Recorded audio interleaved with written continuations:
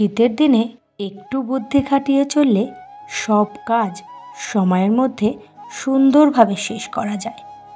1K ভিউজে আমি কত টাকা পাই আজকে সেটা তোমাদের সাথে শেয়ার করব। নমস্কার বন্ধুরা, রিমি লাইফস্টাইল চ্যানেলে আমি রিমি প্রতিদিনের মতন আজ আবারও চলে এসেছি নতুন একটা ভিডিও নিয়ে তোমাদের কাছে। আশা করি দূরে কাছে যে যেখান থেকে ভিডিওটা দেখছো সকলে ভালো আছো, আর তোমাদের ভালোবাসায় আমিও খুব ভালো আছি। দেখতেই পেলে সকালে উঠেছি 6:15-তে, উঠেছি 6টায়, বাইরের কিছু কাজ মিটিয়ে ঘরে আসতে আসতে 6:15 বেজে গেছে।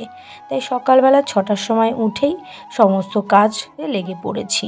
এই যে সকালে উঠেই দেখো, শীতের বেলায় না প্রচুর কাজ থাকে। যদি একটু তুমি সময় করে তাড়াতাড়ি উঠতে পারো তাহলে কিন্তু তাড়াতাড়ি কাজগুলো শেষ করা যায়। আর তুমি যদি ওই লেপের কাতায় একটু সময় কাটাও বা বিশ্রাম নাও বা একটু ভাবো দেরি করে উঠবে, তাহলে কিন্তু কোনো কাজই তুমি সময়ের মধ্যে শেষ করতে পারবে না। আর ভোরবেলায় যদি একটু তাড়াতাড়ি না ওঠা যায় তাহলে কিন্তু কাজ কখনোই শেষ করা সম্ভব হবে না। তাই দেখো সকাল সকাল উঠে পড়েছি, আর যেহেতু কাজ করতে হবে শীতকে তাই জন্য চিরবিদায় দিয়ে দিয়ে কাজে লেগে পড়েছি। যদি লেপের মধ্যে শুয়ে থাকি না তাহলে শীত যেন গায়ের মধ্যে জড়িয়ে থাকে। তার জন্য আমি কখনই ঘুম ভাঙে তখনই ধপাস করে উঠে পড়েই কাজে লেগে পড়ি। সমস্ত কাজ, বাইরের কাজ আগে মিটিয়ে এসে তারপরের ঘরের কাজে লাগি।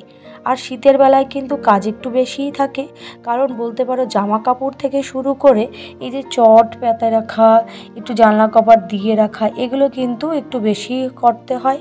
গরমের সময় কিন্তু এগুলো অতটা প্রয়োজন হয় না, তাই জন্য গরমের সময় কিন্তু একটু দেরি হলেও অসুবিধা হয় না।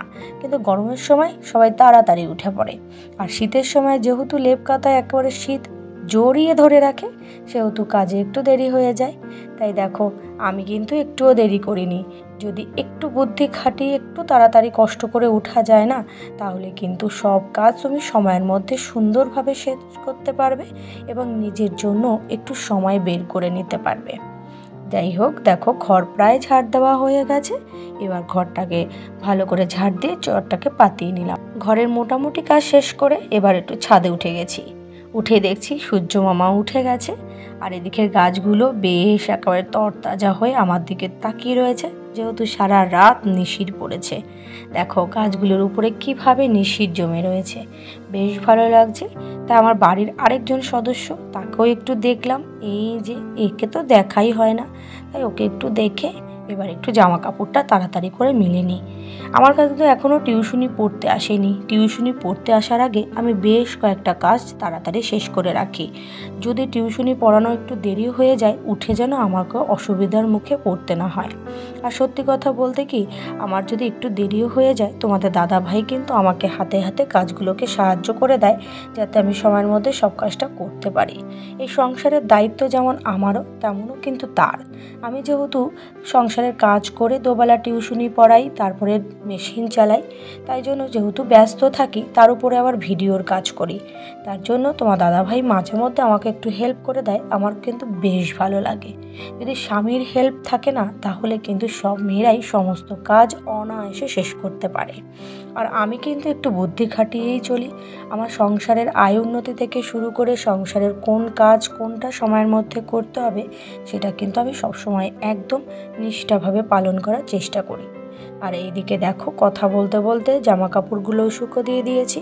এটা কালকে ধুয়ে দিয়েছিলাম, বাকিগুলো শুকিয়ে গেছে। আর এখন শীতের বেলা বলে সহজে শুকায় না, এই বেশ কয়েকটা জামা কাপড় রয়ে গেছে। যাই হোক, শীতের ব্যাপার জানোই তো, এখন চারিদিকে শুধু ফুল গাছ আর ফুল গাছ।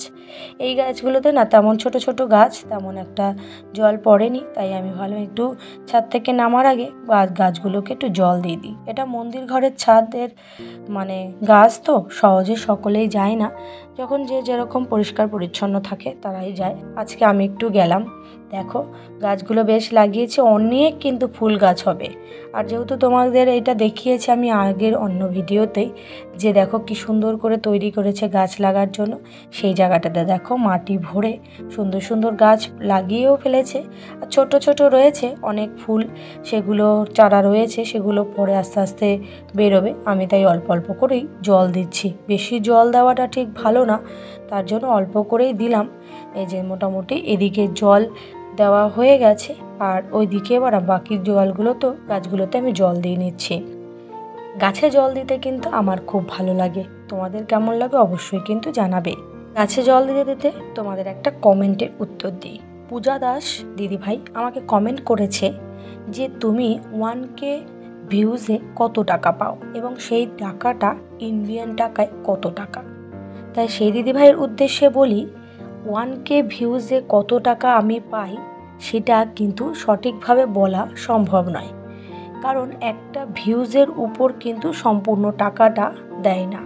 টাকাটা কিন্তু ভিডিওটা কতক্ষণ চলেছে এবং ভিডিওর অ্যাড কে কে দেখেছে, কতটা দেখেছে এবং তার সাথে হচ্ছে গিয়ে ডিসপ্লে অ্যাড আছে, এমনি অ্যাড আছে, সকলে কীরকম কীভাবে দেখেছে সেই উপর ভিত্তি করে কিন্তু টাকাটা দেওয়া হয়।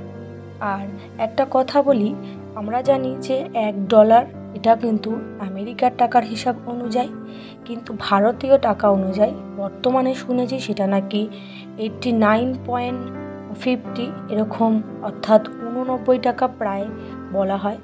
তা যদি মনে করো 1K ভিউজ তোমার হয়েছে এবং সেটা যদি তোমার সকলে ভিডিওর অ্যাড দেখেছে, তাহলে তুমি সেটা অনেকটাই পেতে পারো। আর যদি তোমার সেরকম সবাই অ্যাড না দেখে, সামান্য তোমার সেখানে অল্প অ্যাড দেখে তোমার ভিউজটা হয়েছে, সেখানে কিন্তু তুমি কমও পেতে পারো। আর তুমি যদি বাংলাদেশ বা ভারতে থেকে থাকো, সেখান থেকে ভারত আর বাংলাদেশের লোক দেখার থেকে তোমার ভিডিও যদি কেউ ইউরোপ, আমেরিকা থেকে দেখে, তাহলে তোমার 1K ভিউজে তুমি কিন্তু আরও বেশি পেতে পারো। যাই হোক, দিদিভাইকে অনেক ধন্যবাদ যে এত সুন্দর একটা কমেন্ট আমাকে করেছে।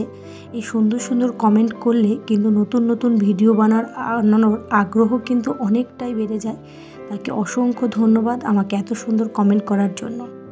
যাই হোক বন্ধুরা, দেখতেই পেলে ধনেপাতার বড়া করেছি, বড়া হয়ে গেছে। আর একটুখানি বেগুন ভেজে ভালো করে মেখে আজকে সকালের ভাতটা খাওয়া হয়ে গেছে।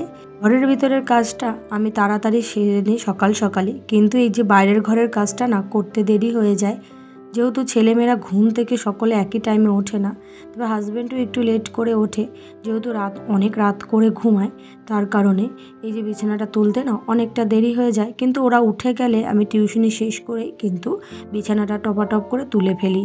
আর যেদিন ওরা আগে উঠে যায়, তাহলে আমি টিউশনি পড়াতে বসার আগেই আমি কিন্তু ওই বিছানাটাকে পাতিয়ে দিই।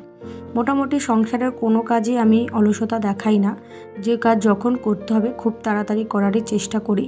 না হলে যদি একটু বসে যাই না, তাহলে কিন্তু ঘরের কাজ কিন্তু বসে যায়।